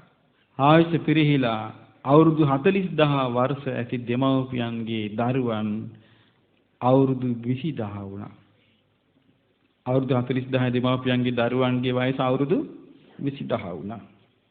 ඊට පස්සේ මොකද වුනේ? සොරකම පටන් ගත්තා. සොරකම් කරන්න අව්‍යායුධ හදන්න පටන් ගත්තා. අව්‍යායුධ හදන්න පටන් අරගෙන ප්‍රාණඝාතයේ පටන් ගත්තා. ප්‍රාණඝාතයේ පටන් අරන් බොරු කීම පටන් ගත්තා. බොරු කීම පටන් අරන් කේලම් කීම පටන් ගත්තා. කේලම් කීම පටන් ගත්තාම මොකද වුනේ? අර 20000ක් ආවිස තියෙන දෙමව්පියන්ගේ දරුවන් අවුරුදු 10000 වුණා. ඊට පස්සේ මොකද වුනේ? අවුරුදු 10000යි වයස. එතකොට සමහරු 10000 වාස තියෙන කාලේ සමහරු ලස්සනයි. සමහරු කැතයි. ඒතර සමහරු ලස්සනයි සමහරු කැතයි. මේ වගේ එනකොට සමහර ලස්සන අය දැක්කහම මේගොල්ලන්ට ඇති වුණා රාගය. මොකක්ද ඇති උනේ? රාගය ඇති වුණා. රාගය ඇති වෙලා මොකද කළේ? මේගොල්ලන්ගේ තිබිච්ච ධාර්මික චාරිත්‍රය වන වැරදිකාම සේවනයෙන් වැළකීම අත්හැරලා වැරදිකාම සේවනයේ යෙදුණා. යෙදුනට පස්සේ මොකද වෙන්නේ? අනුන්ගේ බිරින්දෑවරුන් ගාවට ගියා. අනුන්ගේ ස්වාමිවරුන් ගාවට ගියා. ඔන්න අරුබුදි හටගත්තා. කාමීත්‍යාචාරයේ බලවත් වුණ ගමන් ආයුෂ 5000ට බැස්සා. ඊට පස්සේ ආයුෂ 5000යි මිනිස්සු ඉන්නකොට මොකද වුනේ? දැන් මේ මිනිස්සු තුල අධර්ම රාගය තියෙනවා. ඊළඟට මේ බොරු කීම තියෙනවා. කේලාම් කීම තියෙනවා. නමුත් බණින්නේ පරුස වචන කියන්නේ. නමුත් 5000 වෙනකට වයස මිනිස්සු පරුස වචන කුණහරුප කියන්න පටන් ගත්තා. ඔන්න නපුරු වචන අපහාස ගැරහිලි තෝපි කියලා කියන්න පටන් ගත්තා. එතකොට මොකද උනේ? තවත් ආයුෂ අඩු වෙලා ගිහිල්ලා අවුරුදු 2500ට බැස්ස මිනිස්සුන්ගේ ආයුෂ. ඊට පස්සේ මොකද උනේ? මේ මිනිස්සුන්ගේ ආයුෂ 2500ට බහිනකොට මේ සත්‍යයන්ගේ ආයුෂ පිරුණා, වර්ණී පිරුණා, නුවණ පිරුණා. ඊට පස්සේ මොකද උනේ? මිනිස්සු තුල අර පරුස වචන කියන්න පටන් ගත්තාම අනුන්ගේ දේවල් වලට ආසා කිරීමයි ව්‍යාපාදයයි මනසින් අකුසල් කරන්න පටන් ගත්තා. තමන් සතු දේවල් තමන්ට නැති වෙනකොට අනුන් සතු දේවල් දිහා බලලා අනේ මේවා මට ඇත්නම් අරුන්ට විතර මොකද කියලා හිතන්න පටන් ගත්තා. එතකොට මොකද උනේ? අවිද්‍යාව. අනුන් සතු දේවල් වලට ආසා කිරීම, ද්වේෂය හටගත්තා. එතකොට ආයමත් මොකද උනේ? මිනිස්සුන්ගේ ආයුෂ අවුරුදු 1000ට බැස්සා. ඊට පස්සේ ඒ මිනිස්සු තුළ දැන් මේ අධර්ම රාගයයි ලෝභයයි මේ ඔක්කොම නිසා මිනිස්සු තුළ පින්පව පිළිබඳ විශ්වාසය අඩු වෙන්න පටන් ගත්තා. මිනිස්සුන්ගේ ආයුෂ අවුරුදු 500ට බැස්සා. ඊට පස්සේ මොකද උනේ? අවුරුදු 500ක් ආයුෂ ඇති මිනිස්සුන්ගේ දරුවන්ගේ ආයුෂ අවුරුදු 250ක් වුණා. ඊට පස්සේ අවුරුදු 250 වෙනකොට මිනිස්සුන්ගේ ආයුෂ මිනිස්සු දෙමව්පියන්ට සලකන්නේ නැතුව ගියා. අම්මට තාත්තට සලකන්නේ නැතුව ගියා. වැඩිහිටියන්ට සලකන්නේ නැතුව ගියා. ගුරුවරුන්ට සලකන්නේ නැතුව ගියා. ශ්‍රමණ බ්‍රාහ්මණවරුන්ට සලකන්නේ නැතුව ගියා. ඊට පස්සේ මොකද වුනේ? මේකේ තියෙනවා මහණෙනි මේ ආකාරයෙන් ධනෙ නැති අයට ධනෙ නොලැබීම නිසා දිලිඳු බව වැඩි වුණා. දිලිඳු බව වැඩි වීම නිසා සොරකම වැඩි වුණා. සොරකම වැඩි වීම නිසා අවියාවිද පරිහරණය ආවා. අවියාවිද පරිහරණය නිසා ප්‍රාණඝාතය ඇති වුණා. ප්‍රාණඝාතය වැඩි වීම නිසා බොරු කීම වැඩි වුණා. බොරු කීම වැඩි වීම නිසා කේලාම් කීම වැඩි වුණා. කේලාම් කීම වැඩි වීම නිසා කාමීත්‍යාචාරය වැඩි වුණා. කාමීත්‍යාචාරය වැඩි වීම නිසා පරුස වචනේ වැඩි වුණා. පරුස වචන වැඩි වීම නිසා අනුන්ගේ දෙයට ආසා කිරීමයි ද්වේෂ කිරීම ඇති වුණා. ඒ දෙක වැඩි වීම නිසා මිත්‍යා දෘෂ්ටි ඇති වුණා. මිත්‍යා දෘෂ්ටි වැඩි වීම නිසා අධර්ම රාගයේ විසම ලෝභය ඇති වුණා. ඊට පස්සේ අධර්ම රාගයයි විසම ලෝභයයි මිත්‍යා දෘෂ්ටිය නිසා අම්මට සලකන්නේ නැතුව ගියා. තාත්තට සලකන්නේ නැතුව ගියා. ශ්‍රමණ බ්‍රාහ්මණවරුන්ට සලකන්නේ නැතුව ගියා. ඊළඟට වැඩිහිටියන්ට සලකන්නේ නැතුව ගියා. අන්තිමට මිනිස්සුන්ගේ ආයුෂ අවුරුදු 100ට බැස්සා. දැන් අපේ යුගයේ විස්තරය වෙති. මොකද දැන් අපේ යුගයේ තියෙන ලක්ෂණය දිලිඳුකම තියෙනවා. දිලිඳුකම නිසා සොරකම තියෙනවා. අවියාවිද පරිහරණය තියෙනවා. ඊළඟට ප්‍රාණඝාතය තියෙනවා. ඊළඟට බොරු කීම තියෙනවා. ඊළඟට කේලාම් කීම තියෙනවා. කාමීත්‍යාචාරය තියෙනවා. ඊළඟට පරුස වචන තියෙනවා. අනුන්ගේ දේවල් වලට ඊර්ෂ්‍යා කිරීම නැද්ද? තියෙනවා. ද්වේෂේ, ක්‍රෝධේ, වෛරේ පරිගැනීම තියෙනවා. මිත්‍යා දෘෂ්ටිය තියෙනවා. දෙමාපියන්ට සැලකීම තියෙනවාද? ගොඩාක් අඩුයි. දෙමාපියන්ට සැලකීම නැහැ. වැඩිහිටියන්ට සැලකීම නැහැ. ගුරුවරුන්ට සැලකීම නැහැ. මේවා සෑහෙන අඩු වෙලා තියෙනවා. මෙහෙම වෙනකොට මොකද වෙන්නේ? මහණෙනි මේ ආයුෂ කිමින් අඩු වෙගෙන යනවා. දැන් අවුරුදු 100න් කීයක් දැන් බහැලාද? අවුරුදු 130ක් දැන් බහැලා තියෙන්නේ. දැන් සාමාන්‍යයෙන් මිනිස්සුන්ගේ සාමාන්‍ය ආයුෂ අවුරුදු 70යි 65යි. 65 70 තමයි මේ දැන් මිනිස්සුන්ගේ ආයුෂ තියෙන්නේ. ඒක ඉස්සරහට වේගෙන් අඩු වෙනවා. මේකේ තියෙනවා අඩු වෙලා ගිහලා මහණෙනි මිනිස්සුන්ගේ ආයුෂ අවුරුදු 10ට බහිනවා. අවුරුදු 10ට බැස්සාම ඒ මිනිස්සුන්ගේ ආයුෂ අවුරුදු 5 වෙනකොට ඕන්න දෙමව්පිය මගුල් හොයනවා. එතකොට මිනිස්සුන්ට වයස අවුරුදු 5යි. ඒතර කසාදෙ බඳලා ජීවත් වෙන්න තියෙන අවුරුදු 5යි. ඊට පස්සේ කියන මහණෙනි ඒ කාලෙදී මේ ගිතෙල්, වෙඬරු, තලතෙල්, මී, සකුරු, ලුණු යන මේවායේ රසය නැත. දැනුත් මේ ආහාරවල රසයේ වේගෙන් අඩුවීමක් පේන්නේ නැද්ද ඔබට? හොඳට පැහැදිලිව පේනවා. මේ ඉස්සර මට හොඳට මතකයි මේ පළතුරු කැපුවාම හරි සුවඳයි. මට මතකයි අපි කුඩා කාලේ අපේ ගෙදර අපේ ගේ පිටිපස්සේ තියෙන පැපොල් ගහෙන් අම්මා පැපොල් කපනවා කුස්සියේ. පැපොල් වල සුවඳ එනවා ඉස්සරහා ස්තෝපුවට. අම්මා කුස්සියේ කොස්තම්බනවා. ඉස්සරහට සුවඳ එනවා. දැන් නෑ මුට්ටියින්වත් සුවඳ නෑ. හොයන්න බෑ මොනවද කියලා. ඒ මොකද හේතුව? වේගෙන් අපේ මේ ආහාර රසේ අතුරුදහන් වේගෙන යනවා. ඉස්සර කිතුල් හකුරු කිතුල් පැණි කොයිතරම් රසද? දැන් ඔබ කිතුල් පැණි කිතුල් හකුරු කණයිනේ. දැන් තියනවද ඒක? දැන් නැහැ. දැන් ඔබට හිතෙන්න පුළුවන් දැන් මේ රටේ ටිකක් හරි රසය තියෙනවා. දැන් අනිත් රටවල දැන් ওই බටහිර රටවල කිසිම රහක් නැහැ. හරි පුදුමයි මේ පළතුරුෙම නිකන් කෑමක් විතරයි. කිසිම රහක් නැහැ. එතකොට මේකේ තියෙනවා මහණෙනි තව කාලයක් එනවා. ඊට පස්සේ මිනිස්සුන්ට නිකම් පොතු ගොඩවල් ගොරෝසු කෑම තමයි ප්‍රනීත කෑම අග්‍රේ කෑම වෙන්නේ. දැන් ලකුණු පහල වෙලා නැද්ද? දැන් පොතු සහිත කෑම, කෙදි සහිත කෑම, ෆයිබර් කන්න හොඳයි කිය. ඒවනේ කන්නේ. පොතු සහිත කෑම අර ප්‍රනීත රසවත් කෑම දැන් කන්නේ. ඉස්සරහට මේක තවත් නැතු වෙනවා. නැති වෙලා නිකන් මහ ගොරහැඩි කෑම තමයි මේ කෙදි සහිත කෑම හොඳයි කිය. දැන් ගොරහැඩි කෑම ඉස්සරහට ප්‍රනීත වෙනවා කියනවා මිනිස්සුන්ගේ පිරිහීමත් එක්ක.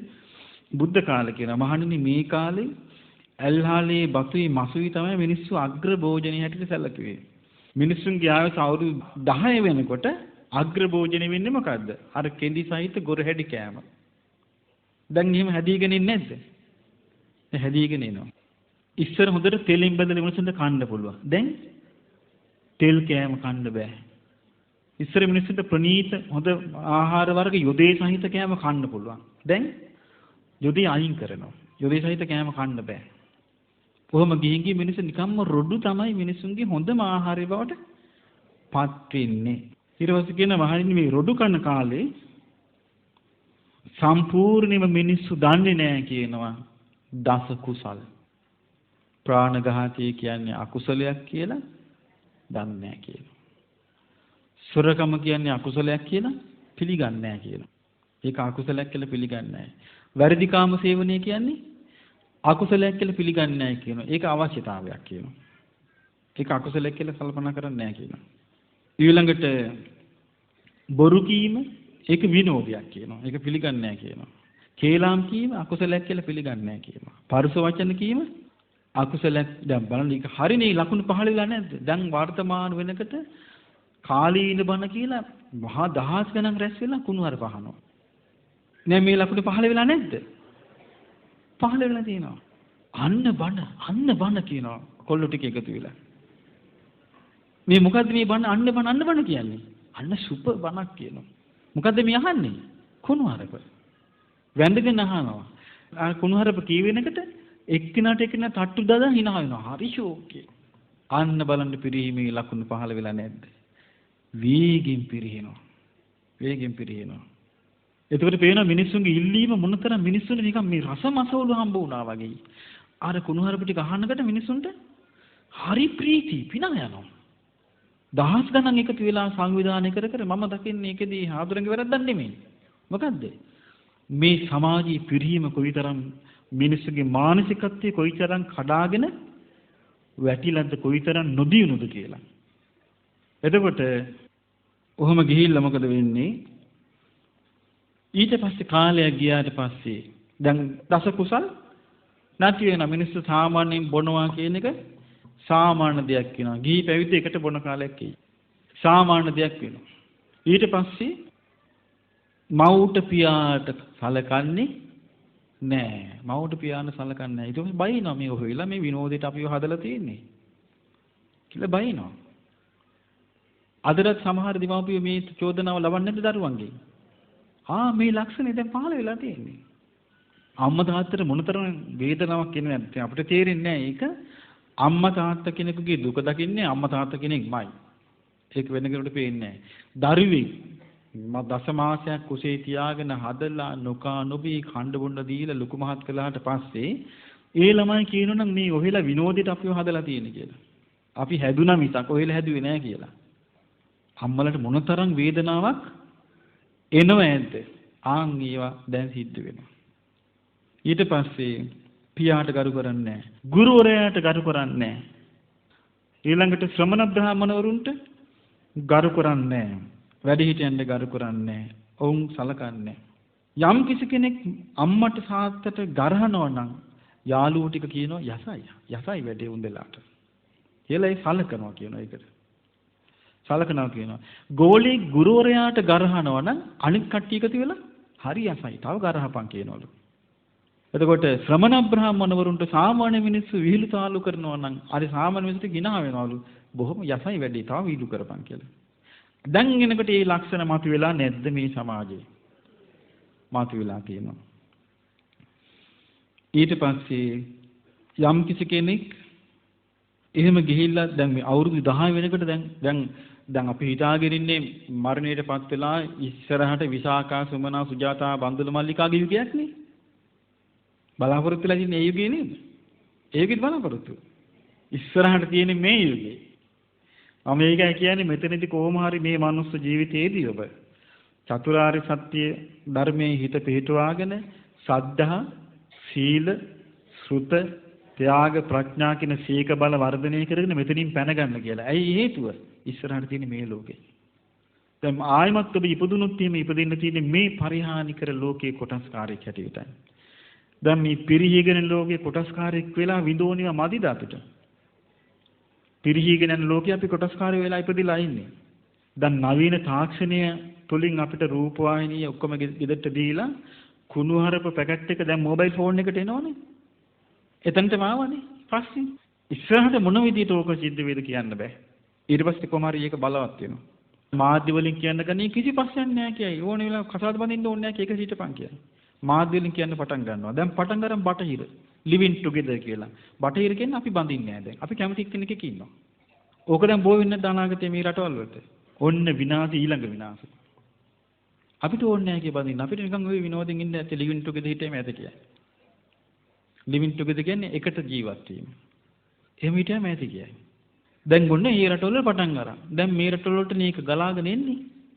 ඊට පස්සේ මේවටත් ඒක ආවට පස්සේ අපිට විශාල පරිහානී කොටස්කාරයෝ බවට චූටි ළමයි ඉස්කෝලේ යන ළමයි පොඩි කාලේ ඉඳලා ඔක පටන් ගන්නවා.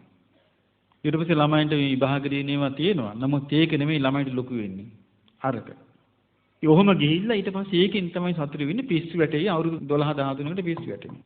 ඊට පස්සේ ඔහොම ගිහිල්ලා මේ වේගෙන් මිනිස්සුන්ගේ වයස පරිහානියටපත් වෙලා ඊට පස්සේ අවුරුදු 10 වෙනකොට මිනිස්සු ගණන් ගන්න නැහැ කියනවා. මේ අම්මා, මේ මගේ තාත්තා, මේ මගේ අයියා, මේ මගේ අක්කා, මේ මගේ මල්ලි, මේ මගේ නංගි, මේ මගේ නැන්දා, මේ මගේ මාමා කියලා ගණන් ගන්නේ හිතින එක්කෙනත් එක්ක පවුල් කරනවා කියලා. අවුරුදු 10 වෙනකොට. ඔන්න අනාගත ලෝකේ අපි සංසාරේ හිටියොත් මොන දෙන්න තියෙනවා. හිතෙන එක්කෙනත් එක්ක පවුල් කන්න පටන් ගන්නවා. පටන් ගන්නකොට කවුරුවත් පිළිගන්නේ නැහැ කියන මේ කුලසිරි චාරිතු පිස්සු වැඩ මේ යන අනුමිති කාලේ ඒවා. කියලා ඒවා සලකලා ඒවා අයින් කරනවා කියනවා. මේ විනෝදෙන් ඉන්න කාලේ මොනවද මේ කියන්නේ විකාරය කියලා හිතනගෙන. දැන්ම මේ කතාවල් යන්නේ නැද්ද? දැන්ම මේවා යනවා. අනිත් එක බලන්න ඊවට අපේ මොකද්ද වාසනාවට මේ වර්තමානයේ මේ මට නම් හිතෙන්නේ මේ සසර දුකෙන් මිදෙන්න ගෞතම සාසනේ අපිට යම්කිසි පිහිටක් තියෙනවා. ඒ පිහිටක් තියෙනවා කියන්නේ ලකුණ මොකද්ද? චතුරාර්ය සත්‍ය අවබෝධ කරගන්න දහස් ගණන් ලක්ෂ ගණන් දැන් එක්රැස් වෙනවා. මේ එක්රැස් වෙන්නේ මේ අනාගතේ මේ ඉරණමින් ගැලවෙන්න වාසනාව තියෙන පිරිසයි. දැන් දූලා පුතාලා තරුණ අය දරුවන් පොඩි දරුවන් ඉඳලා දැන් දීමාපියන් සලකන වැඩිහිටියන් සලකන ධර්ම හැසිරෙන අලුත් පිරිසක් බිහි වෙලා තියෙනවනේ. අලුත් පිරිසක් බිහි වෙලා තියෙනවා. මේ අලුත් පිරිස බිහි වෙලා තියෙන්නේ මේ අනාගත අරුබුදේ ගැලවෙන පිරිසයි. සමහරට ඒ අවුරුදු 10 වගේ වෙනකොට ගෞතම සාසනයේ පිහිට ලබා ගන්න ඕනේ. පිහිට ලබා ගන්න ඉවරයි. ඊට සාසනයක් නැහැනේ. දැන් මේක කෙලිම වේගින් අතුරුදහන් වෙගෙන යනවා. අතුරුදහන් වෙගෙන යනවා. මේක ධර්ම කතාව මේ බොහොම සුළු කාලයකට තියෙන්නේ. දැන් මේ ත්‍රිපිටකය ගැන මේ දැන් 2500 බුද්ධ ජයන්ති ඉඳලා ඇහිච්ච ත්‍රිපිටක කතාවක් දැන් ඇහෙන්න පටන් ගන්න තියෙනවානේ. මේක ඇහුනේ මේ මහමෙවුනාවෙන් අපි පටන් ගත්ත වැඩපිළිවෙල නිසා. ඉතින් ඒ නිසා මේ බුද්ධ දේශනාවල කතාව සුළු කාලයකට තියෙන පින්වත්නි ඒක අපි මතක තියාගන්න ඕනේ. ඒ නිසා මේ කාලේ මං හිතන්නේ අපිට මේ මනුස්ස ලෝකේ ඉපදිච්ච අපිට මේ මොකද්ද වාසනාවකට තමයි මේ අවස්ථාව අපිට කඩාගෙන වැටුනේ. ඒ නිසා මේ සුළු කාලයකට ලැබිච්ච අවස්ථාව ඉස්සරහට කොහොමද බලවත් වෙන්නේ කියන්නේ ඔහොම වෙලා දැන් මොන තිවුණු රාගේ දැන් අම්මලා පුතාලා අඳුරන්නේ නැහැ තාත්තලා දූලා අඳුරන්නේ නැහැ අක්කලා මාළිලා අඳුරන්නේ නැහැ අයියලා නංගිලා අඳුරන්නේ නැහැ දැන් මොකුත් නැහැ. එහෙම යුගයක් කියනවා කියනවා. ඊට පස්සේ මොකද වෙන්නේ? පොඩ්ඩක් එහාම වෙනකොට අධික ද්වේෂයක් එනවා කියනවා. අනාගතයේ අවුරුදු 10 වුණාම ඒ කියන්නේ අපි අනාගතේ මේ කියන්නේ අධික ද්වේෂයක් කියනවා වදක චිත්තේ පිහිටනවා මේක හිතෙන් අයින් කරගන්න බෑ කියනවා. එතකොට දරුණු හිත ඇති වෙන අම්මත් මරනවා කියන කිසි ප්‍රශ්නයක් නැහැ කියනවා. තාත්තා මරනවා කියන කිසි ප්‍රශ්නයක් නැහැ. ඇයි ඒකට ඉන්නවනේ පවුල් කරනවනේ දරුවොත් එක්ක. ආන්න කොහොම ආනන්තරී පාප කර්ම අනාගතේ මිනිසු කරගනිවිද අපිට හිතන්න පුළුවන්. ඊට පස්සේ මොකද වෙන්නේ? එක්කෙනාට එක්කෙනා වදක චිත්තයේ පිහිටවා ගත්තාම ඒක හරියට මේ වැද්දෙක් සතෙක් දැක්කා වගේ කියනවා. වැද්දෙකුට සතෙක් දැක්කොත් මොකක්ද ඇති වෙන්නේ? අනේ මට මෝ මරන්නම හිත කියලා නෙන්නේ. අන්න ඒ සිටිවිලි එනවා කියනවා. මරන්නම හිත එන්නේ කියනවා. ද්වේෂය ආපු ගමන්. ඊට පස්සේ මේක තියෙනවා අම්මට දරුවා ගැන ඇති වදක චිත්තේ මරන්න හිතෙනවා. දරුවට ඇති වෙනවා අම්මා මරන්න චිත්තේ. තාත්තට පුතා මරන්න චිත්තය ඇති වෙනවා. පුතාට ඇති වෙනවා තාත්තා මරන්න. සහෝදරයට සහෝදරිය මරන්න හිතෙනවා කියනවා. සහෝදරයාට සහෝදරිය මරන්න හිතෙනවා කියනවා. ඉතින් මේ වගේ චිත්තේ පටන් ගත්තාම මොකද වෙන්නේ? දවස් 7ක ආයුධ පරිහරණ කාලයක් යනවා කියනවා. සතියක. ඒකට කියන්නේ මේ සතියක ආයුධ අන්තරකල්පයක් වෙනවා. අන්තරකල්පයක් කියලා මේ වචනේ පාවිච්චි කරලා තියෙන්නේ. සතියටත් අන්තරකල්ප කියලා පාවිච්චි කරලා තියෙනවා මේකේ. එතකොට මේ සතියක එනවා කාලයක් වදක චිත්තය ඇවිල්ලා. එතකොට ඔවුන්ගේ එතකොට අර මේ අම්මා මේ තාත්තා මේ නංගි මේ අයියා මේ අක්කා ඒ අදහස් හිතේ නැහැ කියනවා. ඒකෝර හිතන්නේ මේක මට මරන්න නැත්නම් කියලා බදක චිත්තේ පහළ වුණාම ආයුධ අතට එනවා කියනවා. ආයුධ අතට ඇවිල්ලා එක එක මරා ගන්නවා කියනවා. මෙන්න සතෙක් කී මරා ගන්නවා කියනවා.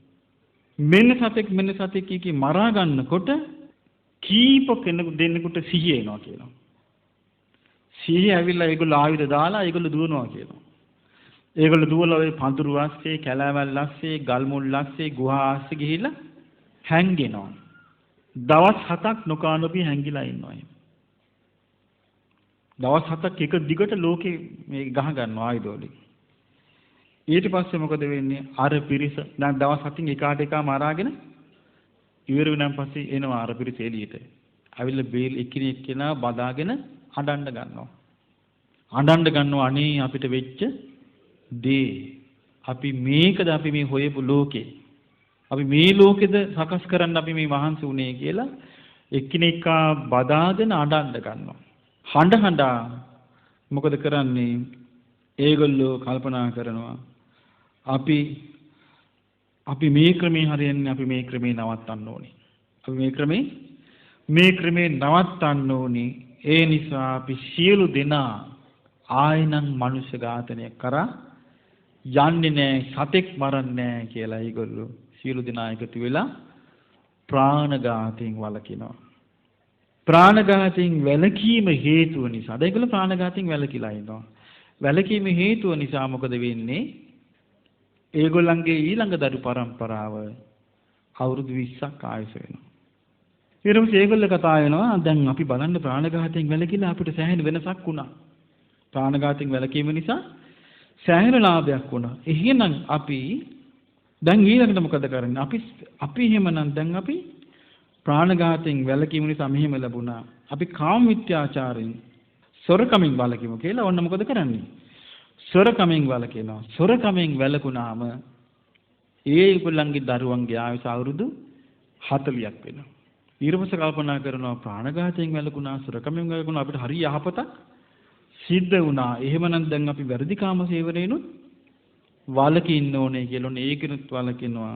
ඒකිනුත් වැළකුණාම මිනිස්සුන්ගේ ආයුෂ අවුරුදු 80 බවට පත් වෙනවා. ඊට පස්සේ කල්පනා කරනවා දැන් අවුරුදු 80ක් වුණා අපිට. දැන් අපේ ආයුෂ හොඳයි. දැන් එහෙනම් අපි බොරු කීමෙන් වළකින්න ඕනේ. එහෙනම් අපි කවුරුත් බොරු නොකියයිමු කියලා දැන් බොරු කියන්නේ. ඊට පස්සේ වයස අවුරුදු 160ක් වුණා. ඊට පස්සේ කල්පනා කරා වයස අවුරුදු 160යි. දැන් අපි බොරු කියන්නේ. අපි එහෙනම් කේලම් නොකියයිමු කියලා කේලමෙන් වළකිනවා. එතකොට වයස අවුරුදු මොකද වුනේ? 320ක් වුණා. ඊට පස්සේ දැන් ඔන්න ප්‍රාණඝාතයෙන් වැළකුණා, හොරකමින් වැළකුණා, කාමමිත්‍යාචාරයෙන් වැළකුණා, බොරුවෙන් වැළකුණා, කේලම් කීමෙන් වැළකුණා. ඊට පස්සේ ඒගොල්ලෝ කතා වෙනවා අපි දැන් පරුස වචන කීමෙන් අපි කාටවත් එක්කිනාට එක්කිනා බනින්න නැතුව ඉමු. සැර වෙන්නේ නැතුව ඉමු. නපුරු වචන කියන්නේ නැතුව ඉමු. කුණාරප කියන්නේ නැතුව ඉමු කියලා දැන් කතා වුණා. කතා වෙලා දැන් ඉතින් ඒගොල්ලෝ ඒක හොඳ පුරුදු කරනකට මොකද උනේ? ඒ දරුවන්ගේ අවුරුදු 320 දරුවන්ගේ දරුවන්ට අවුරුදු 640ක් වුණා. ඊට පස්සේ කල්පනා කළා දැන් අපිට දැන් හරි ලස්සන වැඩක් අපිට දැන් අපි වර්ණයේ වැඩි වෙනවා, අපි ආයුෂ වැඩි වෙනවා, අපේ ගුණධර්ම වැඩි වෙනවා. ඊට පස්සේ මොකද වෙන්නේ? මේ අය මොකද කරේ? කුසල ධර්ම දියුණු කළා. දැන් කේලම් කියන්නේ නැහැ, හොරකම් කරන්නේ නැහැ, බොරු කියන්නේ නැහැ. මේ වගේ ගුණධර්ම දියුණු කරනකොට ඒ දරුවන් ඒගේ දරුවෝ අවුරුදු 2000කට ආයුෂ ලබනවා. අවුරුදු 2000ක් වෙනවා. ඊට පස්සේ කල්පනා කරනවා දැන් අපි තවත් ගුණධර්ම දියුණු කරගෙනම එතකොට අපිට තවත් දියුණුවක් සැලසේවි කියලා මොකද කරන්නේ? අනුන්ගේ දේවල් වලට ආසා කිරීම නැමැති අවිද්‍යාව දුරු කරනවා. දුරු කරපු ගමන් මිනිස්සුන්ගේ ආයුෂ අවුරුදු 4000ක් වෙනවා. දැන් මේකෙන් පේනවා මේ කවදාවත් මේ විටමින් දැන් මොනවද මේ විටමින්? දැන් ආයුෂ වැඩි කරගන්න විටමින් මොනවද? ගුණධර්මනේ. බටහිර දැන් අපි බලාගෙන ඉන්න විද්‍යාඥයෝ ආයුෂ වැඩි කරනකම් නේ. දැන් ඉතින් අනාගතේ දැන් විද්‍යාවනේ මහා ලොකු එක. අපි දැන් බලාපොරොත්තු වෙන දැන් විද්‍යාවෙන් හොයාගනි ආයුෂ වැඩි වෙන බෙහෙත. දැන් හොයාගනි දැන් ඥාන පිටපත් කරනවා. දැන් හරි වැඩි තා පොඩ්ඩයි තියෙන කරගන්න. හොයාගනි. දැන් උන් හොයාගන්න දේවල් වලින් තමයි අනාගත ලෝකේ අවුරුදු 10ට බහින්නේ. ඊට පස්සේ මේකේ තියෙනවා අවුරුදු 4000 ආයුෂ තියන අය ඊට පස්සේ තරහා දුරු කරනවා. තරහා දුරු කරාට පස්සේ එයාගේ දරුවන්ට අවුරුදු 8000 වෙනවා. ඊට පස්සේ මොකද කරන්නේ?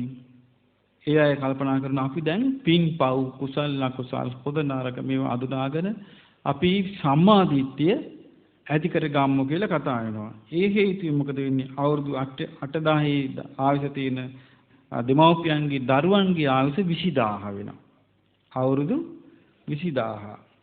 ඊට පස්සේ මොකද වෙන්නේ? දැන් අධර්ම රාගේ, විෂම ලෝභේ, මිත්‍යා දෘෂ්ටිය යන මේ ඔක්කොම බැහැර කරනවා. බැහැර කරාම මොකද වෙන්නේ? මේ ආගේ දෙමව්පියන්ගේ දරුවන්ට අවුරුදු 40000 වෙනවා.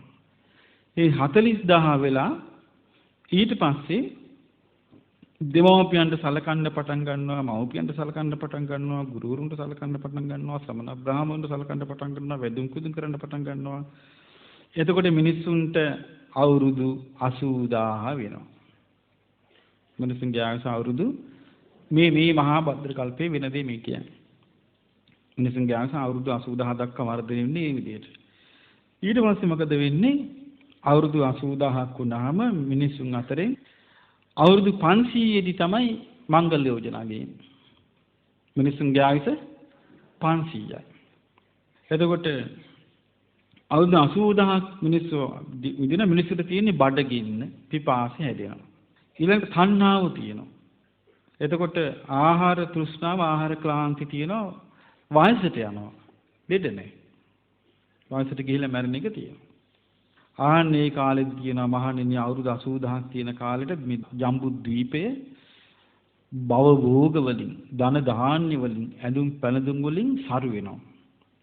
සරු වුණාට පස්සේ මේ දඹදිව පුරාම කොච්චර නගර නිර්මාණයක් බිහි වෙනවද කියන්නේ කුකුලෙකුට පුළුවන් කියනවා මේ ගෙවල් දහස් ගණනින් වහලෙන් වහලට පැනගෙන යන්න ගෙවල් දහස් ගානකට.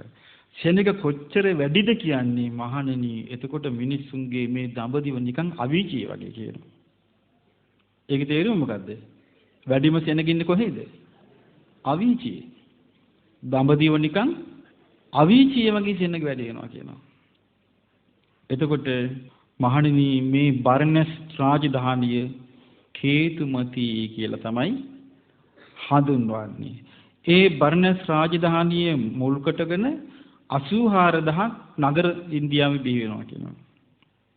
එතකොට ඒ කාලෙදී ශක්විති රජ කෙනෙක් පහළ වෙනවා සංඛ කියලා. කවුද පහළ වෙන්නේ? ඔව් ගිහි ගෙදර ජීවත් වුණොත් ශක්විති රජ වෙන ශක්විති රජ කෙනෙක් පහළ වෙනවා සංඛ කියලා. ඒතර මේ ශක්විති රජුරුව මේ ධාර්මිකව රජ කරනවා. එහෙනම් සමාජය තුල තියෙන මේ කාලේ පන්සිල්. මොකද ඊට පස්සේ දැන් මහා භද්‍ර කල්ප ඉවරලා මොකක්ද එන්නේ? කල්ප විනාශ වෙනවා. මේකේ කල්ප විනාශයක් වෙන්නේ නැහැ. මේකේ වෙන්නේ දැන් ඉස්සරහට උනත් විශාල මනුෂ්‍ය ඝාතන වෙයි. දැන් ස්වභාවික විපත් වැඩිනේ නේ. විශාල හානි සිද්ධ වෙයි. එතකොට ඒ චක්‍රවර්ති රජුරුව පහළ වෙන කාට මේ ලෝකේ මිනිස්සුන්ගේ ආයුෂ අවුරුදු 80000ක් වෙනකොට ඔන්න මේ අරහත් සම්මා සම්බුද්ධ විද්‍යාචරණ සම්පන්න සුගත ලෝකවිදු අනුත්තර පුරුෂ ධම්මසාරති සත්තා දේවමනුස්සානම් බුද්ධෝ භගවා කියන නව අරහදී ගුණයන්ගෙන් යුතු තථාගත අරහත් මෛත්‍රී නම් වූ සම්මා සම්බුදුරජාණන් වහන්සේ ලෝකේ පහළ වෙනවා. කියන මහණෙනි මම මේ ආකාරයෙන් දෙවියන් බමුණු සහිත ලෝකේ චතුරාර්ය සත්‍ය දේශනා කරනවාද? ඒ ආකාරයෙන් මේ තථාගත භගවත් අරහත් සම්මා සම්බුදුරජාණන් වහන්සේ චතුරාර්ය සත්‍ය දේශනා කරනවා. මහණෙනි මේ වර්තමානයේ ගෞතම නම් වූ තථාගතයන් වහන්සේ යම්සේ මුලැමැදාග කල්යාණ වූ අර්ථ සහිත ව්‍යංජන සහිත පිරිසිදු නිවන් මඟ දේශනා කරමින් මේ 10000 ගණන් භික්ෂු සංඝයා පරිහරණය කරනවාද? මේ වගේ ඒ මෛත්‍රී බුදුරජාණන් වහන්සේ 10000 ගණන් භික්ෂු සංඝයා පිරිවරාගෙන ඉන්නවා. මහණෙනි මේ කාලේ සංකන කියන රජුරෝ මේ පින්වත්නි බර්ණැස ගංගානම් ගඟ තියෙනවා. විශාල ගඟක්. ගංගානම් ගඟේ තියෙනවා එක මහා පනාද කියන රජුරුවන්ගේ මාලිගාව ගඟේ දැන් යට වෙලා තියෙන වැල්ලෙන් වැහිලා. ඒකට අර මහා පනාද කියන මේ රජුරුවන්ගේ මේ මාලිගාව සංක කියන ශක්විති රජුරුව ගඟෙන් උඩට ගන්නවා. අරගෙන ඒකේ තමයි යා කාලයක් ඉඳලා බුදුරජාණන් වහන්සේ සම්බුද්ධත්වයට පත් වෙලා ධර්ම දේශනා කරනවා කියලා දැනගත්තාම ශක්විති රජුරුව මොකද කරන්නේ? අර බුදුරජාණන් වහන්සේව බැහැ දකින්න යනවා. ගිහින් හිත පහදවාගෙන මේ බුදුරජාණන් වහන්සේගේ ශිෂ්‍යෙක් හැටියට පැවිදි වෙනවා. එතකොට බුදු කෙනෙක් පහළ වෙලා ඉන්න වෙලාවේ ශක්විති රජ කෙනෙක් පැවිදි වුණාට පස්සේ බුදු කෙනෙක් බවට පත් වෙන්නේ නැහැ. බුදු කෙනෙක් පහළ වෙලා ඉන්නේ. ඒක තමයි බුදවරු දෙනමක් පහළ වෙන්නේ. ඉතින් මොකද වෙන්නේ? පහළ වෙලා ඒ ශක්විති රජුරුව ආරාධිතට පත් වෙනවා. ඊට පස්සේ බුදුරජාණන් වහන්සේ වදාළා ඒ නිසා මහණෙනි තමා ද්වීපයේ කොට වාසය කරන්න. තමා පිළිසරණ කොට වාසය කරන්න. ධර්මයේ ද්වීපයේ කොට වාසය කරන්න. ධර්මයේ පිළිසරණ කොට වාසය කරන්න. මොකක්ද මේ ධර්මයේ ද්වීපයේ කොට වාසය කරනවා කියලා කියන්නේ? සතර සතිපට්ඨානයේදී වාසය කරන්න. ඊට පස්සේ කියනවා මහණෙනි මේ සතර සතිපට්ඨානයේ නම් වූ පියාගෙන් ලැබූ භූමියේ තමන්ට පරපුරින් ලැබිච්ච තමන්ගේ බිම වාසය කරොත් ආයුෂෙන් වැඩේවි. මොකෙන්ද වැඩෙන්නේ? ආයුෂෙන් වැඩේවි, වර්ණයෙන් වැඩේවි, සැපයෙන් වැඩේවි, භෝගයෙන් වැඩේවි, බලයෙන් වැඩේවි. මහණෙනි ආයුෂේ තමයි සතර සතිපට්ඨානෙදී වාසය කළොත් සතර ඉරිදිපාද වැඩේවි. මොකද්ද වැඩෙන්නේ? සතර ඉරිදිපාද වැඩේවි. සතර සතිපට්ඨානයෙන් යුතුව වාසය කළොත් ප්‍රාතිමෝක්ෂ සංවර සීලෙන් යුක්තව පිරිසිදු සීලයකින් වාසය කරાવી. ඒතර පිරිසිදු සීලෙන් වාසය කරන්නත් උපකාරී වන්නේ සතර සතිපට්ඨානයයි. සතර සතිපට්ඨානයේදී වාසය කළොත් සැපයෙන් වැඩේවි. සැපේ යනු පළවෙනි ධ්‍යානයයි. දෙවෙනි ධ්‍යානයයි. තුන්වෙනි ධ්‍යානයයි. හතරවෙනි ධ්‍යානයයි. ධ්‍යාන හතරෙන් වැඩේවි. සතර සතිපට්ඨානෙන් යුක්තව වාසය කළොත් භෝග සම්පත් වලින් වැඩේවි. ඒ තමයි මහණෙනි භෝග සම්පත් තමයි දස දිශාවට මෛත්‍රී කරුණා මෘදුතා උපේක්ෂා කියන සිව්බඹ විහරණයෙන් වාසය කිරීම. බලයෙන් වැඩේවි. මහණෙනි බලය තමයි ප්‍රඥා බලය. ප්‍රඥා බලයෙන් දියුණු කළා හිට අරහත්ත්වයට පත් වෙලා වාසය කරන්න පුළුවන් වේවි. ඊට පස්සේ බුදුරජාණන් වහන්සේ දේශනා කරනවා නාහම් භික්ඛවේ අඤ්ඤං ඒක බලම්පි සමනුපස්සාමි යං ඒවං දුප්පසහං යථයිදම් භික්ඛවේ මාර බලං. මහණෙනි මම බුදු වැසින් දකින්නේ වෙන එක බලයක්වත් මැඩලන්න අමාරු මේ මායාගේ බලේ තරම්. ඒ කියන්නේ මායාගේ බලේ මැඩලන්න අමාරුයි. දැන් මාර්යා කියලා පුද්ගලයෙක් ඉන්නවා. එතකොට එයාට සේනාවකුත් ඉන්නවා. එයා අධිපතිකමකුත් දරනවා. මොකීට අධිපතිකම දරන්නේ? ඇසට, කනට, නාසයට, දිවට, කයට, මනසට. එතකොට මේ පුද්ගලයා ක්ලේශ වසඟයේ ඉන්නකන් එයාට අධිපති වෙලා ඉන්න පුළුවන්. මේ පුද්ගලයා කෙලෙසකින් නිදහස් වුණොත් එයාට අධිපති වෙන්න බෑ. එහෙනම් එයා මොකද කරන්නේ? ක්ලේශ වසඟේ තබා ගන්න දසමාර සේනාව යොදවනවා. දසමාර සේනාවට උවමනා කරන දේවල් කාම ආසාව, ධර්මයට තියෙන නොඇලීම, පිපාස බඩගිනි, මේවා භය, තණ්හාව, විචිකිච්ඡා, සැකය, මේ වගේ දේවල් ලාභ සත්කාර කීර්ති ප්‍රශංසා ගුණමකු බව මේ ඔක්කොම අප තුල තියෙන කෙලෙස් වලින් තමයි යා පාවිච්චි කරන්නේ. එතකොට මේකට ඉඩ නැතු යනවා යාට සතර සතිපට්ඨානේ කෙනෙක් ඉන්නවා නම්. මායයට ඕන දේ කරන්න බැරි වෙනවා. නැත්තම් සම්පූර්ණයෙන්ම මාර වසඟේ මාර සේනාවට යටත්ව තමයි මේ ලෝක සත්‍යයට මේ යුගයේ ඉන්න තියෙන්නේ. ඒ නිසා පින්වත්නි අපිට විශාල පිනක් පෙර කරන ලද පිනක් තියෙන්නත් ඕනේ, මේ ජීවිතේ පිනක් තියෙන්නත් ඕනේ. යම් කිසි ප්‍රමාණයකින් හෝ අපිට මේකෙන් මාර බලයෙන් මිදෙන්න පුළුවන් නම් ඊළඟට තියෙන කුසලානම් භික්ඛවේ ධම්මානම් සමාදානෙහිති ඒමිදම් පුඤ්ඤම් පවඩ්ඩතිති.